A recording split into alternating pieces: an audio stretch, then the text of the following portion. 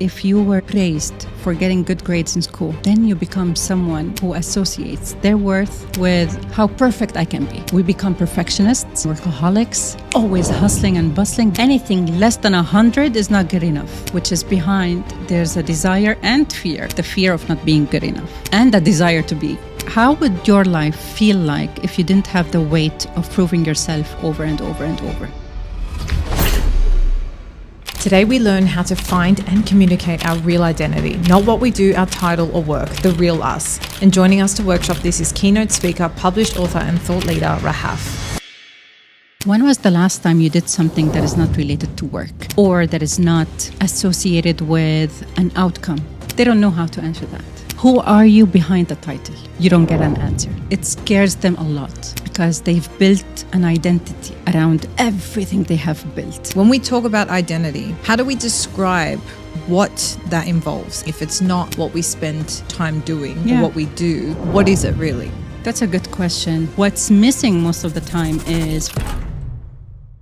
How do people know if they're genuinely lost in life or they're just in a transition phase? They're going to feel the same. The difference, more or less, would be if just you narrow it down to one question.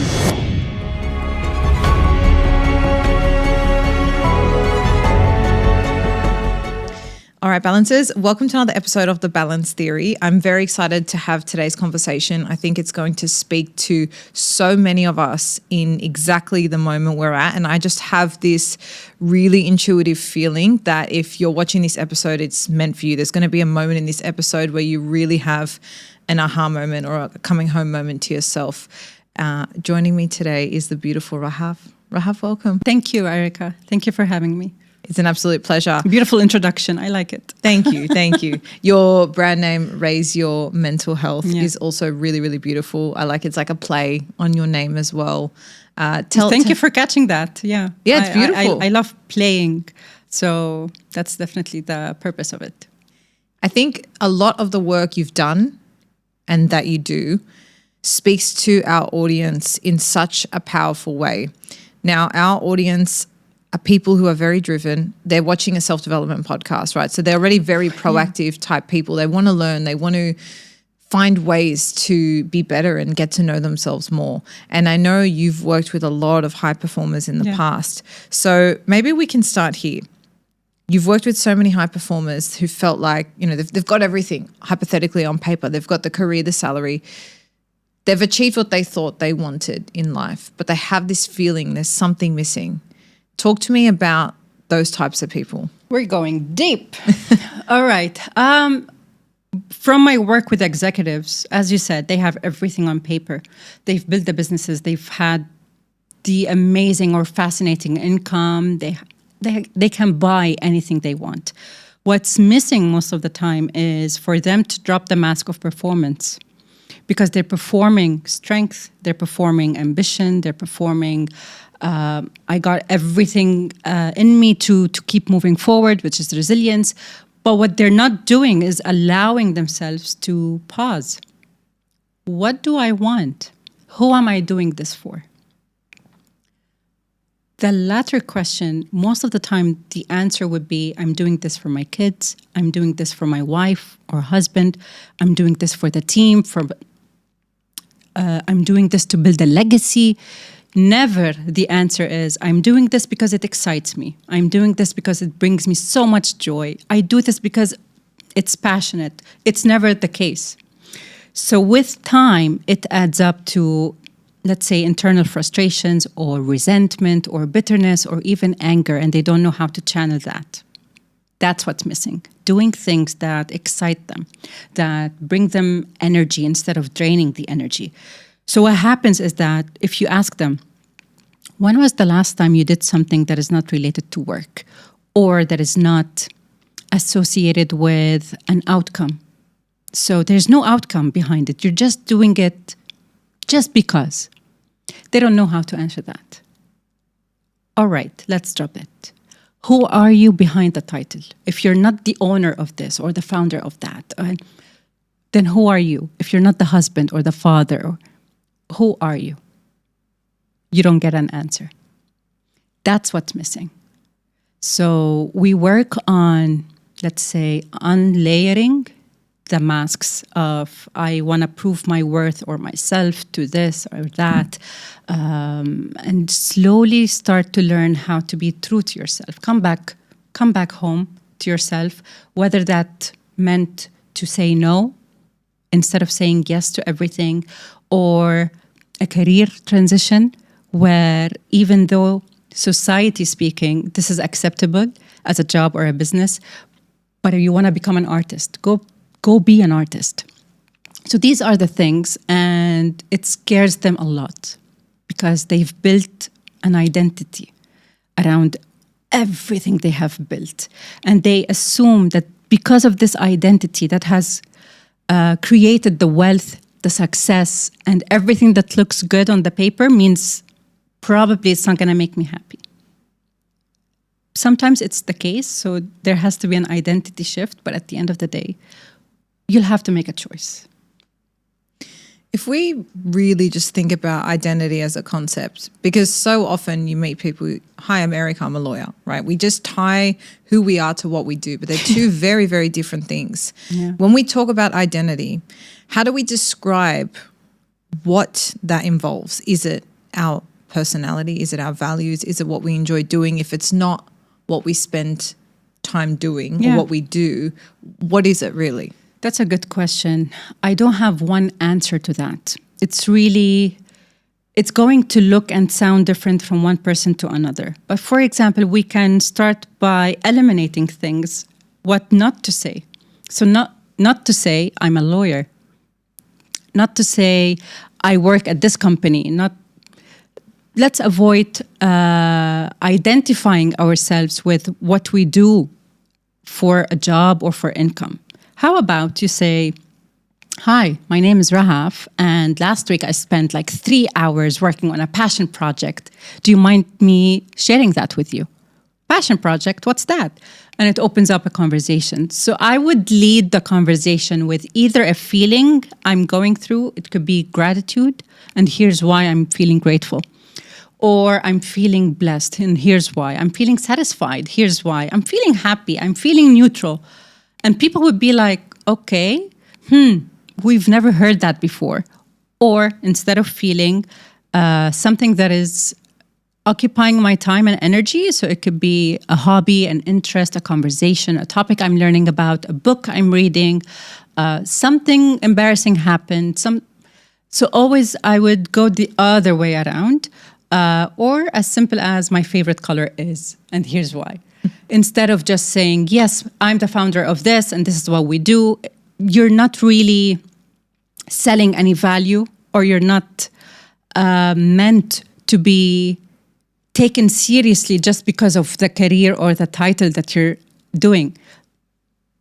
Let people know you. Let people see you. And that's so scary. Because if I allow you to see me for who I am, there's also the fear of rejection. The fear of, what if she thought I was weird and she doesn't want to be my friend anymore? What if she thought I'm not really serious enough in what I do and I stop getting clients? And so the what if train just gets longer and longer, and you choose to be like everyone else. Hi, my name is Rahaf. I'm the founder of. So it takes one person to inspire a different action, and then I think people would follow. What I think is interesting about that, like, even in a professional setting, right? If you were to opt to introduce yourself in a very different way, I actually think it makes you stand out. And I had this experience when I was just telling you I moved out of corporate and I was just doing consulting.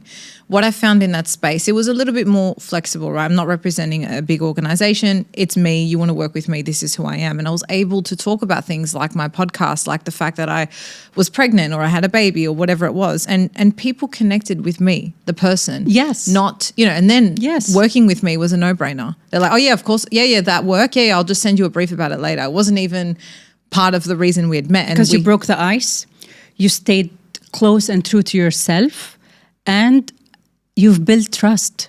In these mini windows or mini moments, people will relate to you. Being a mom, getting pregnant, transition in your life, whatever it is, I think it's time to go back to basics and remember that we are meant for connections. And this is an ambivert speaking, which means I don't spend time with people when I'm not working, but we're meant for connection. So what I do suggest or recommend is whatever makes you feel good about yourself and you trust that this is why I'm unique. Highlight it. So at work, for example, there's one icebreaker, if you want. We practice it or we answer that question, which is, what is the one thing that people in this room don't know about me, but it would be nice if they did? Everyone gets the same reaction. And then the mind goes like, okay, should I share something embarrassing? Should I share something fun? What do I do? Is it work related? What do you mean? At work? At home? It's so fun to watch people react to questions like this and then be like, you know what? Let me put myself out there. And they start sharing answers and the team would be like, I didn't know that. Thank you for sharing. And it opens a discussion. Sure, I can definitely see that. But I just wanted to kind of share that because I think we think it's not going to be received well. Yeah. But when you think about it, if you met someone and they shared something about their personal life or their hobby or something they're struggling with or an emotion or a thought or a book, instantly, like, you know, generally you connect. You Like want a to know magnet, more. yeah. You know, so I think it's just interesting to think about it in reverse. And, you know, what we've been speaking about, that feeling of something's missing, working out your identity, that's all great if you know, right? If you have that feeling or if you've given that feeling space. But I think there's a lot of functioning high performers who would actually maybe subconsciously be experiencing that but completely unaware. And so what I wanted to ask you was, what are some of the signs that people can look out for that would really show them they are disconnected and they may not really be aware or be prepared to address it? The most common ones, of course, not everyone's going to resonate with it, but what I have seen and the people I worked with, the feeling of disconnection comes as losing interest in things that really used to interest you. So, for example, I'll take you, for example, as a lawyer. Let's assume you used to get so much energy and excitement by taking on a case, the thrill and the excitement of getting a new case, learning all about it and seeing how to defend or to help that client. And then gradually you start to feel like it's a burden or like it's another chore. I don't know about this. And then your body starts to send you signals like the tension in your chest, sweaty palms, which is more or less anxiety. You're only there for the income, for example, or the salary. You know what? The job pays well. I'm not going to leave yet. I have so much responsibilities. My life can wait. Or that's the case for everyone. Who am I to change that? It's okay. This is what life is. You start telling yourself the stories to convince yourself that this is what normal feels like. Signs like you don't know what else you can do to enjoy life and you start losing the faith or the belief that this is possible. So your brain starts to become a bit more pessimistic on things and you see it in a way that for someone watching, what are you doing? Remove the blinds. Like there's a whole new, let's say, side of the things that you can do. So yes, I would say not losing interest in things that brought you joy or excitement or anything. Even the satisfaction that you get from work, that's not going to be the case for some time. That is also a sign. Avoidance of people, probably. For some clients I worked with, they would avoid engaging with anyone so they don't get asked, how are you doing and how's work? They don't want to talk about it, or they don't want to admit that they're really not happy anymore. Basically, when you do things not for yourself, the external validation or the external reward, which is, it could be a salary, it could be a promotion, it could be a bigger project, a bigger client, a feature in a very well-known magazine or whatever it is, but you're not really doing it for the sake of this makes me happy and this satisfies me. Giving yourself the excuse that if I don't do this, then I won't be able to take care of my family. Who's going to put food on the table? Like things like that. And you know, like when you say like, how do people know? Even if you don't have the words to describe it, there's a sense of knowing that this is not working. You dread going to work. You stop doing things for pleasure and satisfaction. You become snappy. You become a little bit short-tempered. And you don't know why. Why? I don't know what's going on. And you feel like there's something inside you that's inviting you for a conversation. I think we should talk. Let's talk. I think it's time to stop or to quit. But we don't give ourselves that moment because we're too scared or we don't know what to do. We don't have a clarity map to walk on. So we'd be like, this is familiar. I don't like it. But because it's familiar, then I know how to deal with it. I think a lot of people can resonate with that. And one part of this, again, it may not resonate with everyone, but this is something I felt, and I'm sure a lot of people will be able to resonate with it. How do you know, right? If you've spent your whole life growing up, performing, your output, that's kind of what's gotten you maybe love, attention, that's what's progressed you, your value, right? Yeah. Even despite what the world or your interactions have been, your self-value is based on your output. So you've grown up with this construct that what I do, my output, that is my worth, even if it's not bringing me joy. How do you then separate that when really probably all you know is, yeah, well, what brings me joy is when my output is validated. That's the world that you've been familiar with. I think so many high performers can fall into that trap because doing is satisfaction, right? Achieving is satisfaction. What's the fine line between I'm doing this for the output because that's what's validated versus for myself? Yeah. I don't know if that's a very ambiguous question. Let me know if not. But I guess the point is when you've grown up kind of being validated for what you do, how do you know if that's really what you want? That's a very good question. I'll highlight one thing. I love that you started the question with asking, we were taught this from a very young age. That's conditioning. That's why you see, so people listening, they're going to either resonate or not. But if you were, let's say,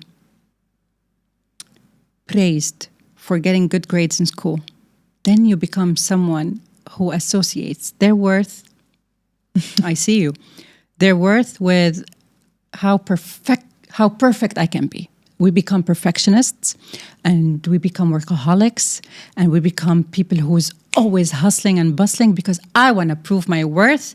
Anything less than 100 is not good enough, which is behind, there's a desire and fear. The fear of not being good enough and the desire to be good enough or worthy of being without doing. To answer the second question is what is the fine line and what can be done? It's a journey.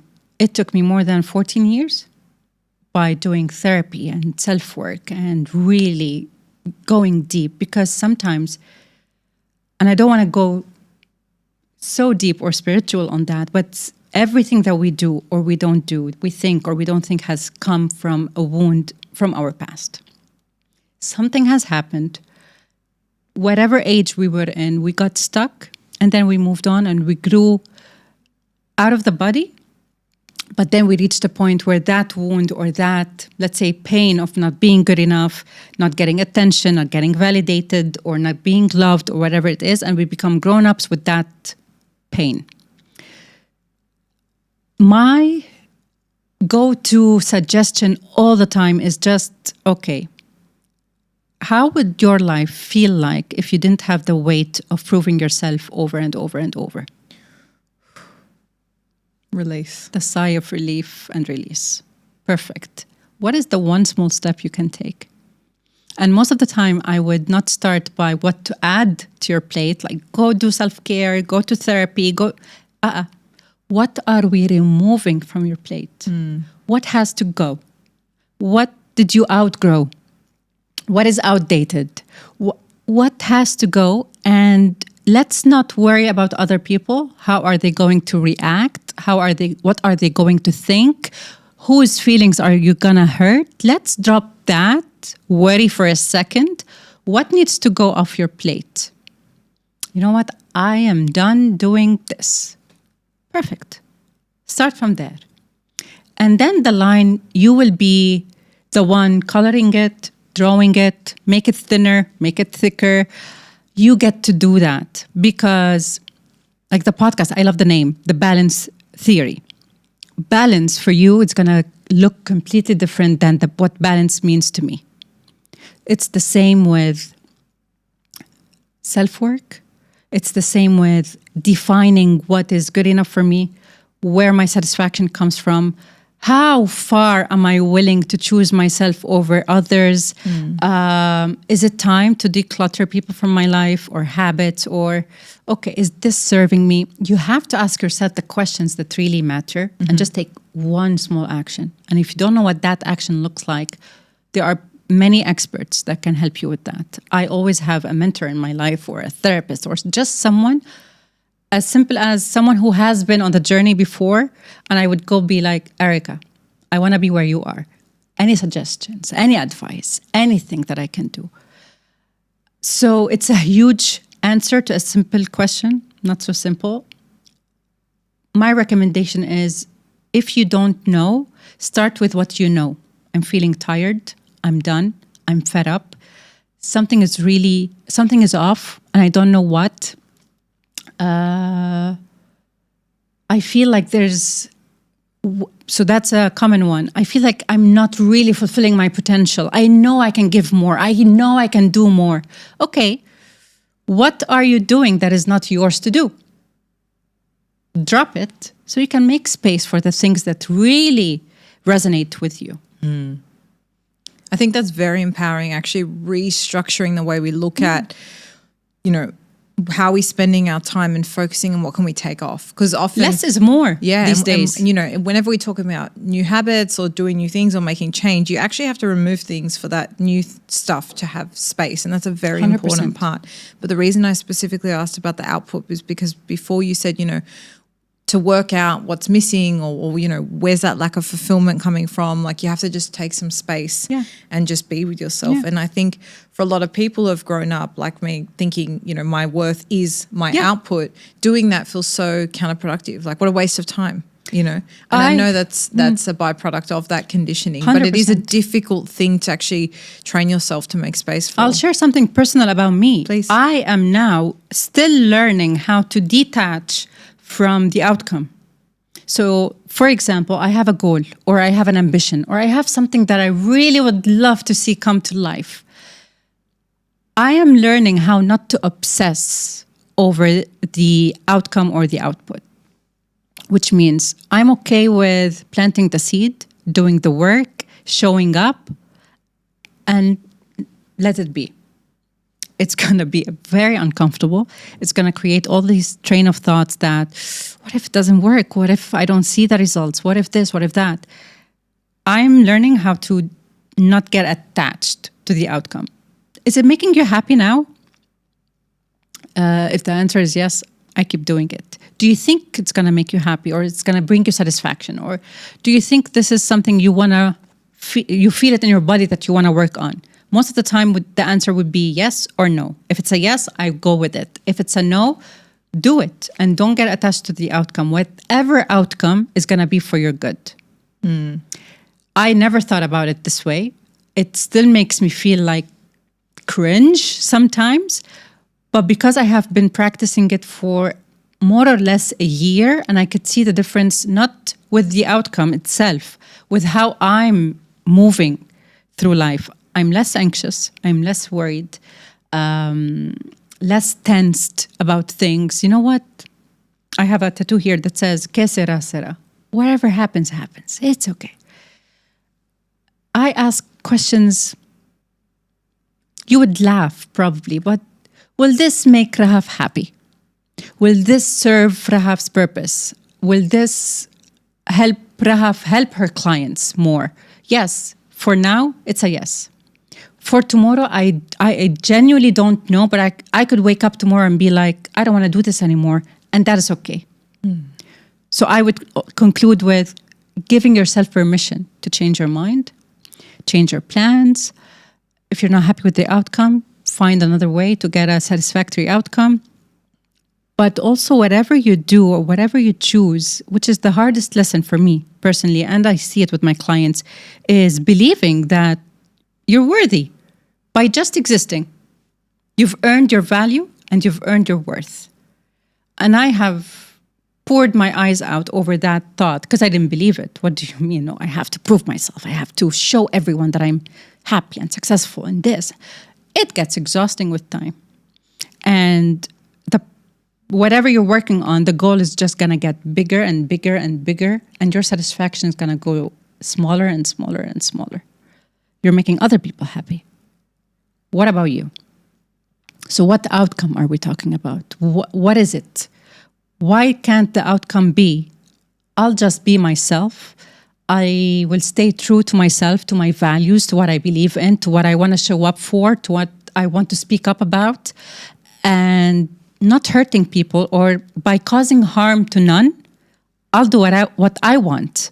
As long as I'm not hurting you, I'll do whatever I want. Whether that was pursuing a hobby that seems so ridiculous for you, changing my job or my business, changing my niche for those who run their own businesses, getting a divorce, getting married without telling anyone. The things that society looks at you and be like, how dare you? Oh, watch me. That's the energy we want to bring in. But that takes unlearning beliefs, unlearning behaviors, changing sometimes the environment you're in, the people you're surrounded with. It's a lot of work. It's a lot of tears. It's a lot of pain. It's a lot of grieving as well, because you're going to grieve people while they're alive. If you decide to let them go, you're going to grieve a version of yourself that brought you to where you are, and then you'd be like, Rahaf, thank you for everything. I have to let you go because there's a new Rahaf waiting for me. Grieving a life that you thought you're going to have. 5 years back, I thought my life's going to be way, way more different than what it is today. So I also had to take time and grieve it. Be like, you know what, it's fine, it's okay. And honor where I am today and help people do that, or exactly that. I think that's interesting to think about.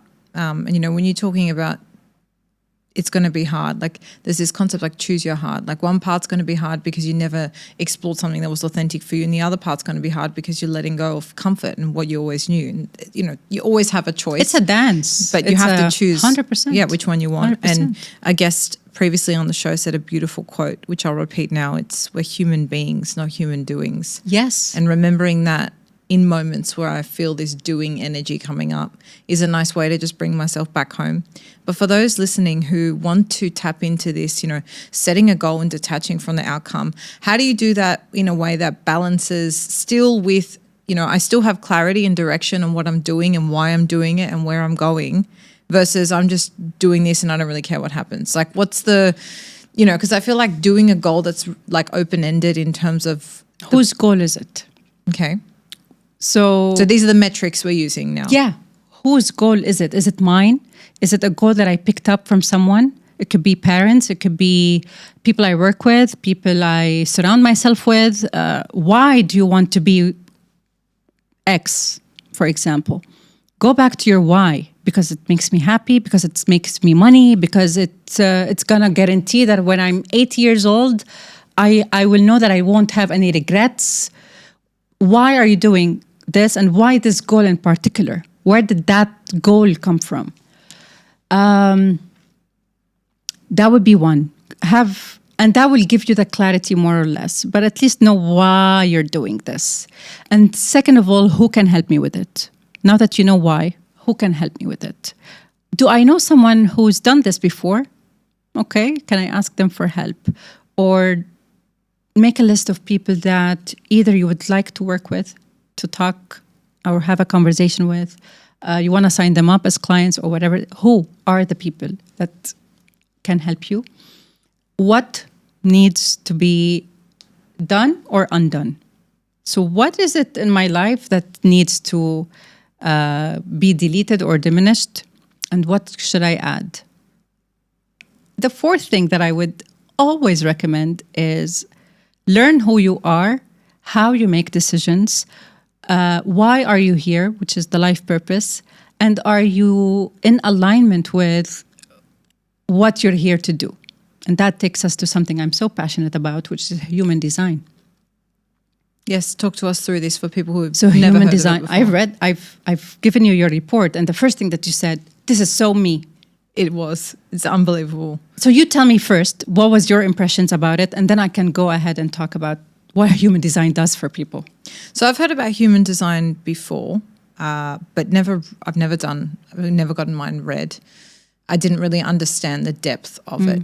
So for me, it was a very intricate breakdown of the way and why I do things, decisions, I guess my drivers, and my frustrations, my triggers, my things that it really explained, I guess, things in such a nuanced way where I really saw myself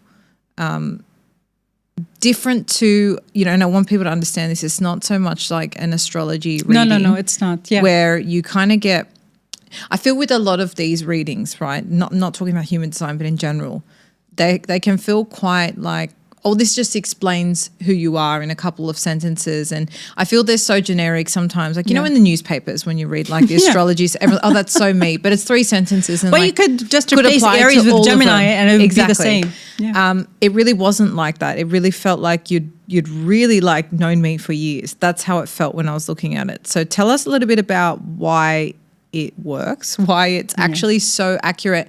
And it's like, guys, I have like a 40-page report sitting here on the table. Just the basics. I'm so grateful, by the way, for you having done that for me. I really appreciate it. Thank you. But tell us through Thank you for trusting me without meeting me. No, of course. How do we get something so accurate and detailed from, you asked me for my birthday and time. Yeah. Thank you for the feedback. And this is exactly what human design does. It brings you home to yourself. So what I have learned through my clients and through myself is if you look at your chart, we're not going to go into details, but you have 2 columns, one to the right and one to the left, and has numbers. This is something I'll explain to you later. But what's interesting about it is the column on the left is the one that, or the traits and the strength and everything about you that you got 3 months before your mom gave birth to you. 3 months before, this personality came to life. The one on the right is your personality the minute you came to life. So these were developed 3 months before, and this is when you got born. What's interesting about it is with time, the conditioning starts. The way your parents raised you, you go to kindergarten, you go to school, the personality starts to take a different shape. So you pick up beliefs and realities that is not really yours. Why do we think, for example, money don't grow on trees? I'm just using that because we all love money. You learn that you need to work hard to get money. Anything that comes easily to you, that's lazy or that's not something sustainable. When you start learning about human design, you learn how you can make money in a way that feels right for you. And the reason why it's so accurate, because we're basically, without getting into details, but it's combining like 3 to 4, it's not studies, it's like the Kabbalah and the astrology and things are just combined. It's literally your DNA. So everything is by the book. We're not making things up. You can't make things up. It's literally in your chart. And every person, even though we have, let's say, generic profiles. So your profile is something, my profile is something else. But what's unique about it is your traits, your strength, how you see life, how you should move through decisions and all of that. And how could you, okay, I'll take this. How can I put it in work? So I do this with companies. I do this with entrepreneurs because, okay, who should I hire? Who should I not hire? What are the things that I can take on? What are not the things I can take on? A huge disclaimer. This is not to label you, to cage you. you can't be like, oh, I'm sorry, I'm an Aries or I'm a generator. It's not the case, but it gives you more better understandings. So you get awareness. Why am I the way that I am? Why all of a sudden I feel that this is not okay for me and this is okay for me? So in my case, why do I not thrive or why do I not feel successful? Why is my business not moving forward when I stick to one system? That's my case. And then I learned, oh, I'm not meant to have a one system. I am meant to have this instead of that. So I'm multi-passionate. I should be working on multi-projects or multi-services, and I can thrive when I'm working on them, on all of them. Can we actually speak about your realization in a little bit more detail? Like, talk to us through the moment, because you just briefly shared this with me before. Yeah. And I immediately thought of a few friends of mine who I know are very similar, and I think it would really liberate a lot of people just hearing your experience and what you learned about yourself. Perfect. So please, if you don't mind sharing. Nothing makes me happier. It started with, I told you, so one, it was the feeling that something is off. So I go to my therapist, what is going on with me? But before that, I was working with a business coach. And when I went to that business coach, I was in a place where I thought the business is doing really well. And that was like 2 years, 3 years into the business. Numbers are amazing. Clients are happy. Now it's time to scale. So I go to that business coach and he gives me advice that now when I look back, it's so generic. Stick to that system, apply that tool, do this, and your business is gonna 10x. Okay, let's do that, Erika. The minute I started to apply everything he has given me, the business went not just downhill. I didn't make any money. I was frustrated all the time. I'm crying all the time. I feel like I'm wearing someone else's clothes. I didn't feel like myself at all. But I thought, which was now I realized it was like a gaslighting moment. Who are you to question what he's telling you to do? He's the expert. You paid him for a reason. This is your new or first time running a business, so you don't know shit. So I applied everything for like 6 months, nothing. Then I was like, something is off. In parallel, I was still going to my therapist and she introduced me to human design. And the minute I read as a manifesting generator, and my profile is 6'2", which means I am meant to pivot, to work on multi-projects at the same time. I cannot be happy or be successful if I'm just focused on one thing. So when people say you need to focus on one thing, you're literally offending me, or you're literally telling me to be someone that I'm not. No, I thrive and I have it. It's literally in me, in my DNA. You might not be able to do it, but for me, this is who I am. I'm someone who can work on one-on-one coaching, workshops for corporates, and write a keynote and prepare for it on the same day. And the three of them will get my attention and perfect delivery. For someone else, no. They have to follow the step by step. For me, I skip steps. If you want coffee, I'll make sure you get yummy coffee, but do not expect me to follow the guidelines. I will break the rules. I will skip steps, but I'll get it done. So learning that about myself, one, gave me a relief. Oh, nothing is wrong with me. Okay, I'm just different or unique.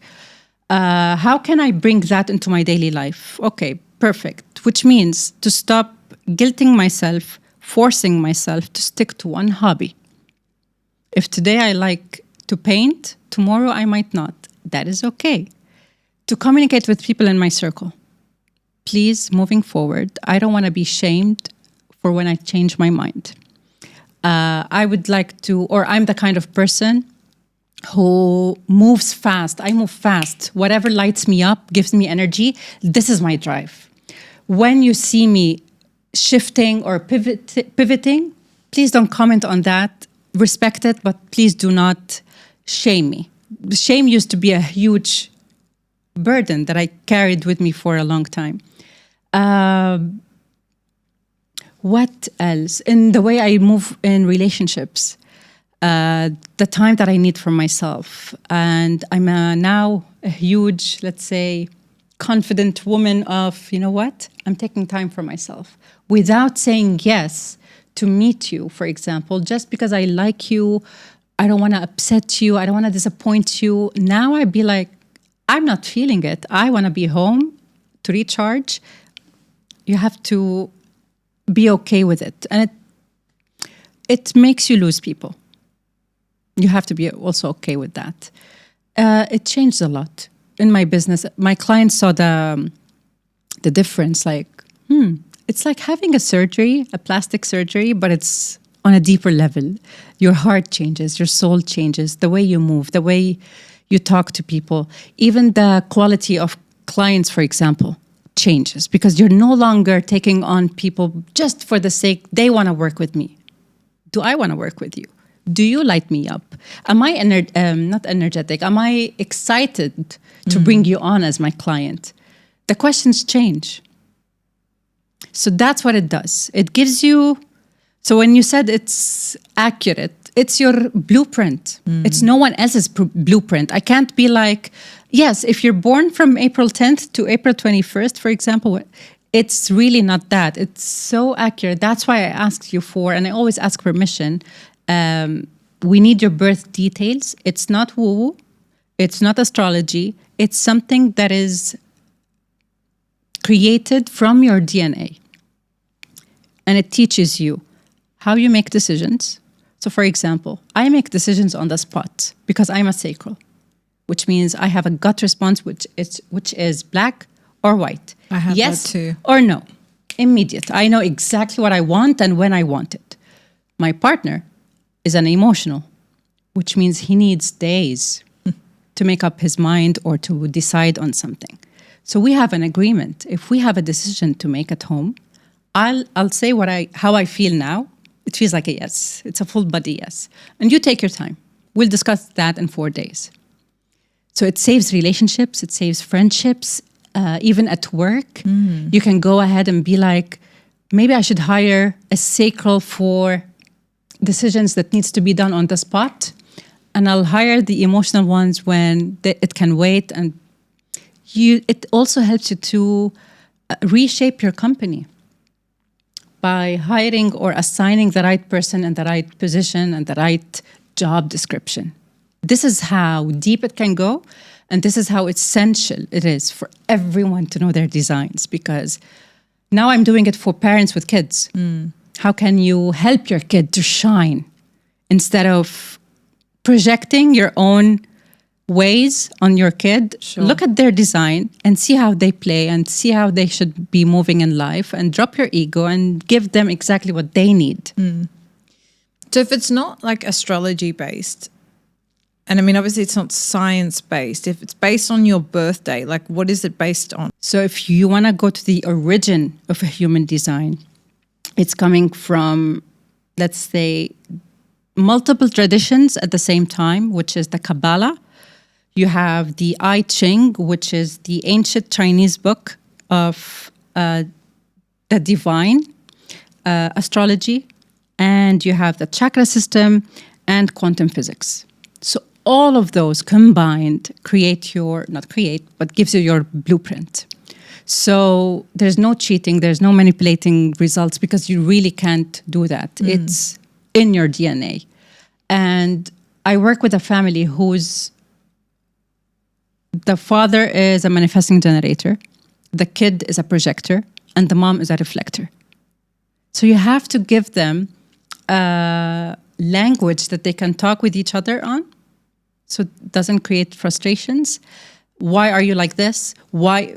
So it removes the why from the equation or the conversation, and it gives you exactly the user manual. How I can get closer to you, how I can connect with you without both losing ourselves in the process. That's the beauty of it. Yeah, I can definitely see not only how this would benefit yourself in your own self-discovery, but then impact your relationships as well. Guys, this is crazy. 85% of you who regularly watch this show or who are watching right now do not subscribe. Please do me a favor and hit that subscribe button. It's the easiest way for you to support the show, and it makes sure that I can continue to show up every single week and give you free, incredible conversations. Now, as soon as you hit that subscribe button, let's get back into today's episode. And you've brought up that you work with couples and families and relationships in general. So I'd love to have a closing segment on relationships. Specifically, what's come to mind for me to start off with is, can a relationship survive when one person's changing faster than the other? Oh, I would say yes and no. And the reason being is it really depends on the dynamic of their relationship. If we are assuming that, because I've seen both ways. So I'll talk about example one, for example. The couple has a strong foundation. They have a friendship. They've went through a lot, ups and downs. They've seen different versions of themselves through it or throughout the journey. And then one of them decided to keep moving forward with the self-development or therapy or self-discovery or whatever it is. And the second person thought, I'm done. It's enough for me. In this case, if the foundation that they have built remained strong and solid, then they will be okay with the discomfort that comes from one person still growing and, let's say, fast pacing, and the other person is just on, I don't want to say on the sideline, but just watching and observing and probably holding space for that growth without feeling threatened by it. So in this case, a lot of conversations take place. Catching you up. Here's what has changed. Or here what I realized. I realized that I have been people-pleasing for a while. I need your help with this, for example. And the other person will be supportive. So in this case, the relationship will definitely survive and thrive. The second example would be where the person or the partner who's not doing the growth will feel threatened. Because what if she or he decides to leave me? What if it affects our relationship? What if she doesn't love me anymore? What if?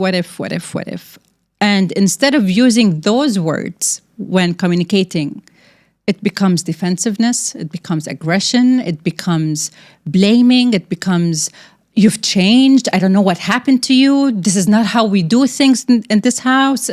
It becomes more of accusation language rather than curiosity. So example one would be curiosity. Tell me more. What's going on? What do I need to be aware of? There's this genuine, legit curiosity to learning what your partner is going through. The latter doesn't have that curiosity or doesn't want to show it because it's triggering them. So I would there's no suggestion, but it really depends on the dynamic of the relationship, what they have built, and the conversations they have with each other. Because you can't just decide, I'm going to grow and work on myself without letting you know. No, you'll have to inform your partner that things are going to be different moving forward. Here's how. Here's what I'm taking responsibility for, and here's what I'm going to require from you. Are we good? Are we on the same page? Are we okay? Yeah, it makes sense. And when you think about that foundation and whether you've gone through things before, you do have that strong base, I suppose, to then move through different things. Because I'm not sure if this is wrong or right for me to say, but I think it would be fair to say that if any person grows, naturally the dynamic of your relationship will change. 100%. You're a new, evolved, different version who's not the same version. And it would be delusional to think it won't. Yeah. But it's also delusional to think a relationship's stagnant and the same forever. And in fact, I don't think anyone really wants that at the end of the day. And so it's interesting to just think about, timing. Are you growing I think it's unlikely you're going to be both going through things personally at the same time, at the same speed, unraveling the same things, but that conversation piece is very, very important.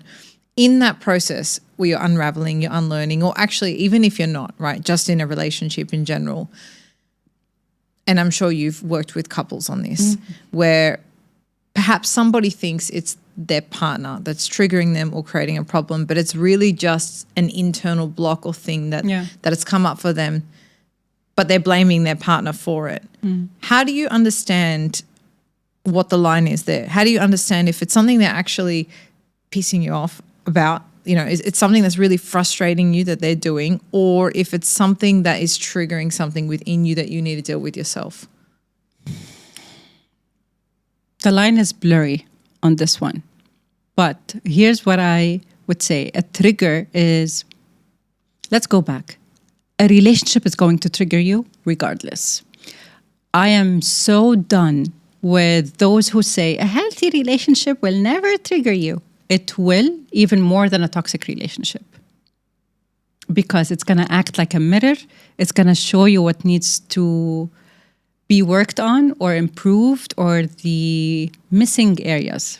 Let's start with that, and I'll share an example in a bit.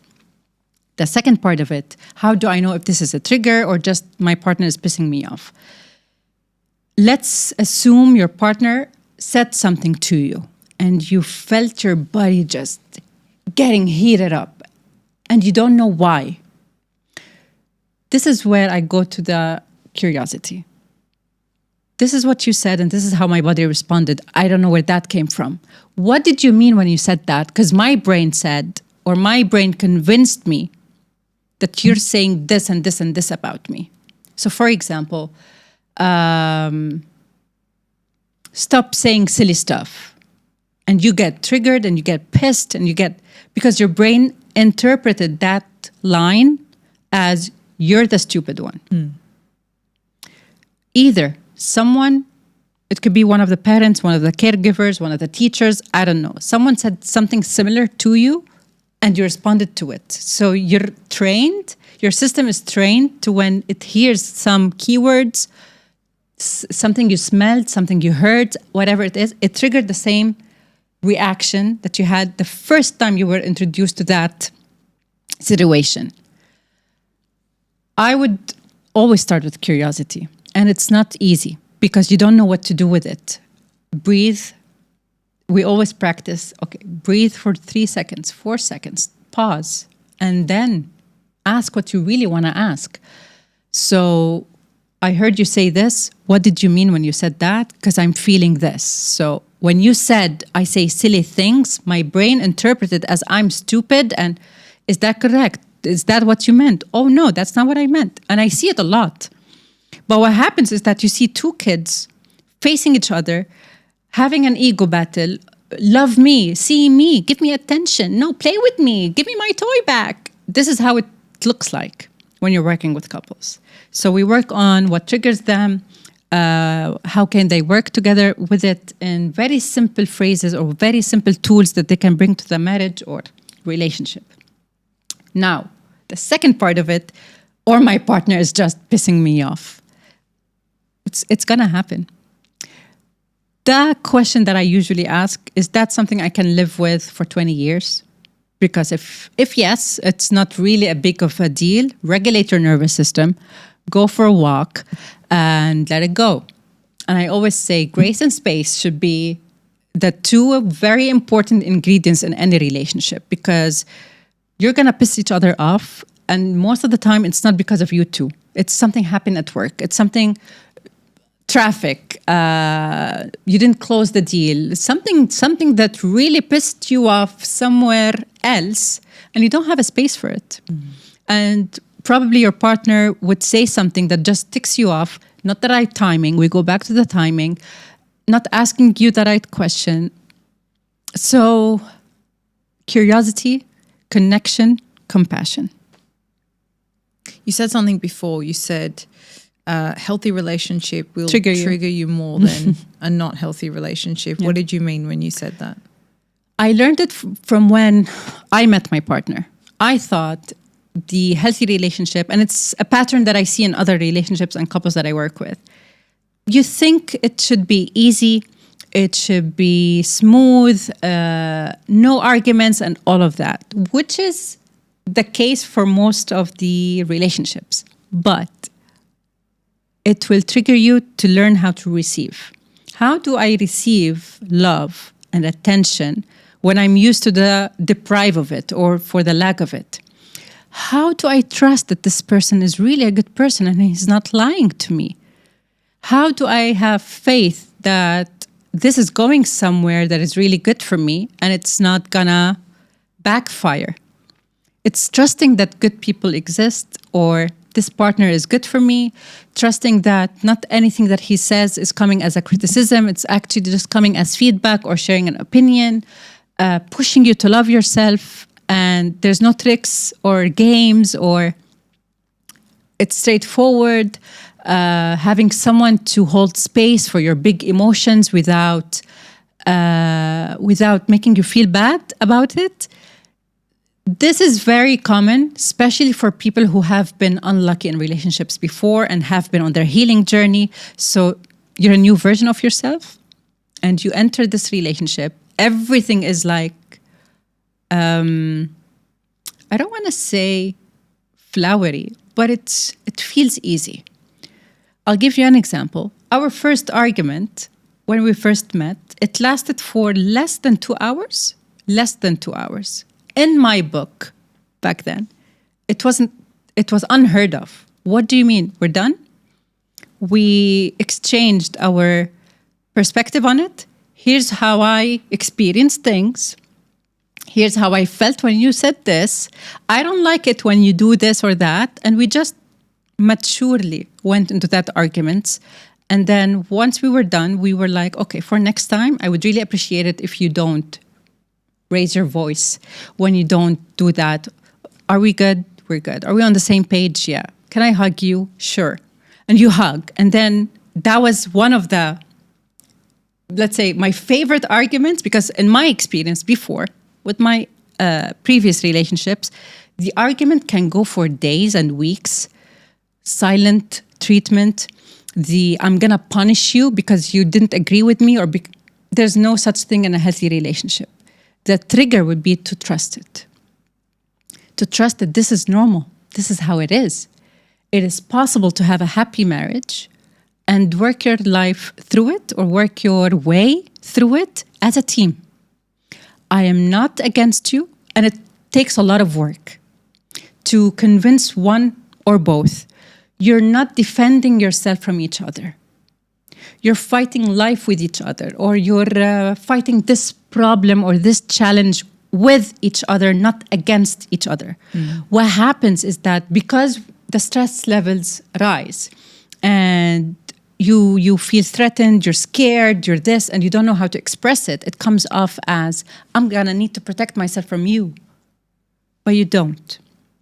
So that's what I mean. The healthy relationship is gonna trigger you. It's gonna trigger you to put your guards down, to trust that this person is gonna, I don't wanna say fight because it's aggressive, but to fight life with you, because I heard that somewhere and it stuck with me. Marriage is not hard. Life is. Building a solid and strong foundation with someone, trusting that they have your best interest in heart, even when they say the wrong things, having the best intentions about your partner without questioning where is it coming from? Do I deserve this love? Does he want something from me? Is that why he's being kind to me? Or vice versa? Because of all the bad experiences we've had before. So trusting all of that, working your way through it, accepting your differences, which I see a lot. He doesn't like to go out with me on weekends. She doesn't like me when I play PlayStation, for men. Be friends. Be friends. Always remember your friendship when you're arguing, when you feel triggered. We're not hurting each other on purpose. So grace, space, connection, compassion. Yeah, that's what I would say. I hope that answered your question. Yeah, it reminds me of something my husband always says to me. He's much better at reminding me this than I am in the moment. He says it's me and you versus against the problem. The world. Yes. You know, we're on the same team. Yes. We're not against each other. He always reminds me that. So it's always... I do that with my partner. Yeah, it's a beautiful reminder to have. We're the same team. Yeah. We're friends, remember? Yeah. We're friends. Yeah, sometimes exactly. adding humor or just... He's great at that. Sometimes it really helps to take the heat off the discussion, because the minute, and it takes 9 seconds. From my experience, 9 seconds to just take a breath, cool down. Okay, now what are we gonna do? I used to be the angry one.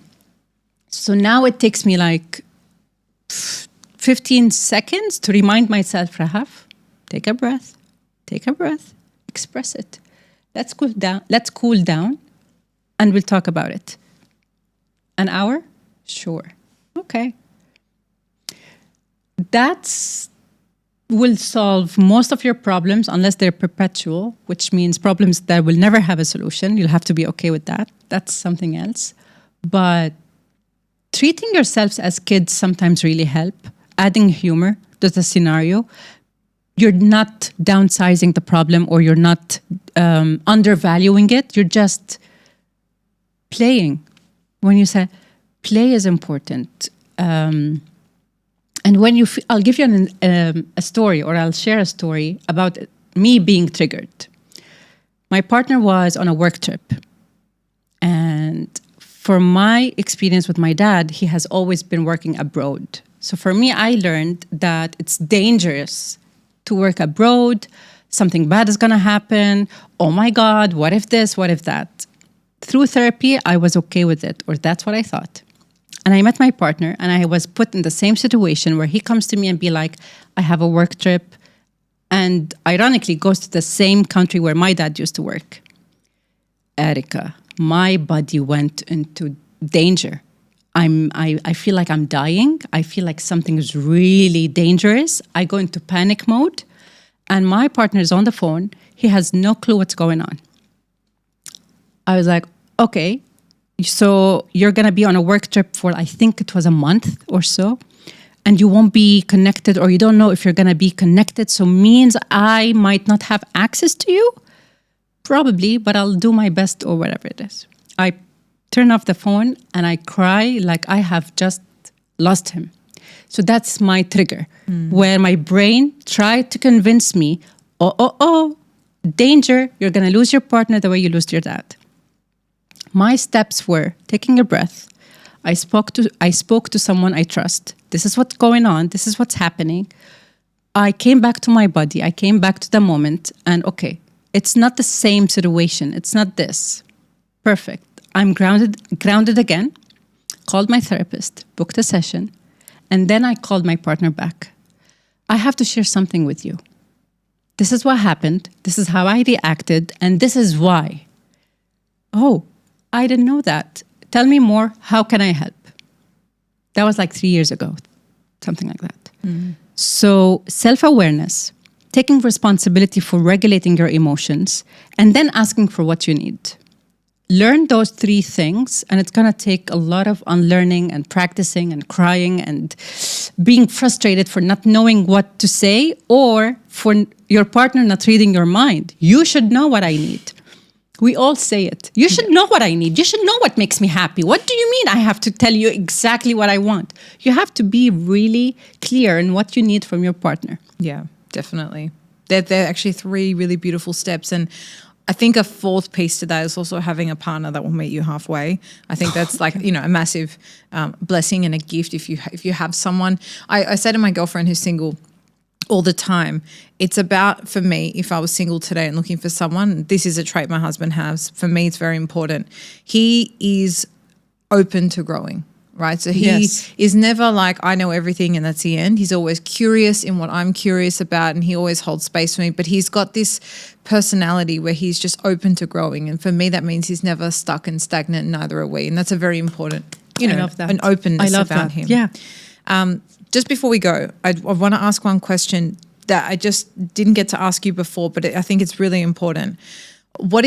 How do people know if they're genuinely lost in life or they're just in a transition phase?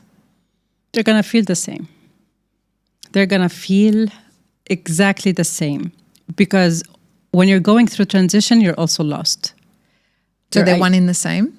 It feels the same, because lost in identity, lost in not knowing who I'm becoming. The difference more or less would be if just you narrow it down to one question.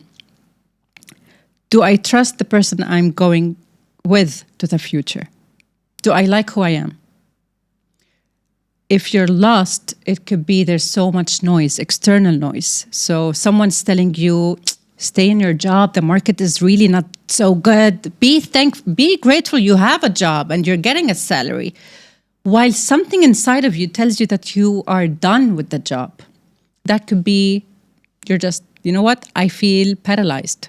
I wouldn't say lost, I would say paralyzed. Decision paralysis, because I don't want to feel guilty. I don't want to look ungrateful. I don't want to look whatever that is.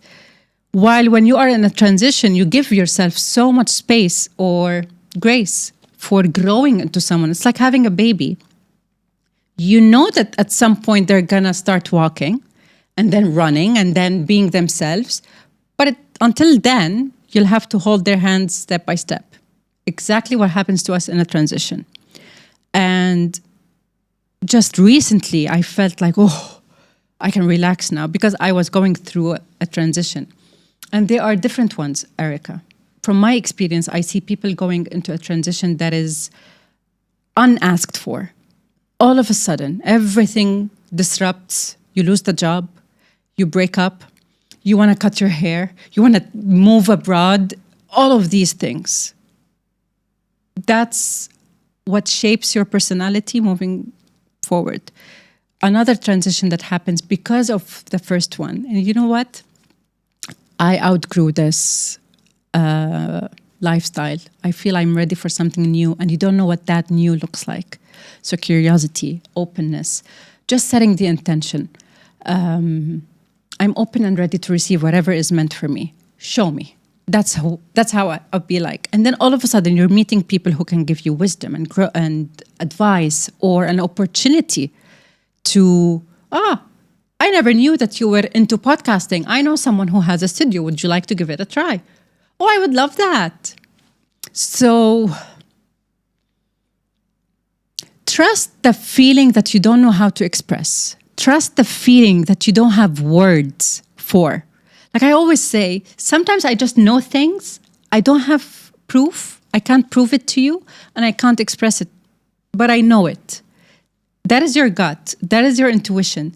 There's an inner voice that already knows where you should be, but it can't do the work for you. So that's where I would start. Are you doing it for other people? Are you doing it for yourself?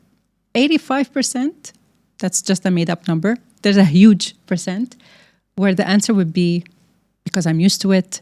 That's how we were doing things for a long time. My parents would be happy. My kids would be proud of me. It's external. Let it be internal. I like that, like letting the feeling, even of what you don't know, but just that acknowledgement to self, let that be enough. And I think if we go all the way back to the start of the episode, you know, in that high performer, I need to be doing and achieving, improving, learning to have an emotion, or having to overly justify or overly explain it, and just know like, okay, this is showing me this discomfort, or this thing is no longer aligned, and actually just sitting with that. You know, whether you are lost and you need to bring a bit more intention or time or space to let that unravel. I always say the feeling of being lost just means something is no longer aligned. So it could also be a transition, but I think the key difference 100%. Is the intention, right? Like, and owning it, or, you know, but there is a part where you do need to just make space. The reason why I said it feels the same, that's the last thing I'm going to say, is how many times did you travel somewhere and you had your GPS and you have the map and you're going one very specific place, and then you got lost? You end up in the most beautiful coffee shop, the most beautiful place, and you'd be like, oh my God. You wouldn't see that place if you didn't get lost. Sometimes we feel lost, but we're just being redirected, and we're so resistant, and we're so like, no, let me go. Because we're scared, and because it feels familiar, and because you want to be in control. It requires a lot of unlearning. That's why I said it's going to feel the same, lost and transitioning. So again, it depends from one person to another. Learn about yourselves, get a human design reading, work with someone who knows the way and who can show you the way. And that's it. Grace and space for yourselves. Beautiful. Well, Rahaf, I've really loved learning from you today. I love how everything you've shared has been framed as, you know, how we can be empowered and take control and understand ourselves. But there's also been a really beautiful like community second piece of really leaning on other people, learning from other people, reaching out to your network, whether it's in relationships or just in your next step. And I think that's an often very unspoken secondary part. Your energy is wonderful. I'm so grateful to have this incredible gift, this human design reading that I can carry with me through life and really spend some time learning to get to know myself better. So I will put links to where people can find you everywhere in the world, even here in Dubai. But really, really grateful for your time and energy. And thank you for being on the show today. Thank you.